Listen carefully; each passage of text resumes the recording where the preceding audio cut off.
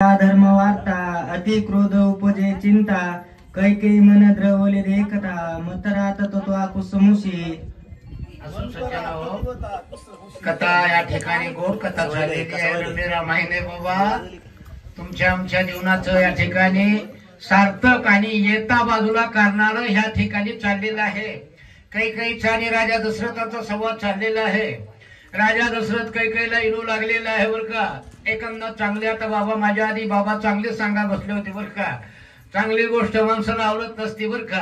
आणि बेकार या ठिकाणी चांगलं या ठिकाणी आवडतं। म्हणून या ठिकाणी राजा दशरथाचं समजा ऐकून राजा दशरथ दुःखी झालेला आहे। कैकेयी काय म्हणले बाबा?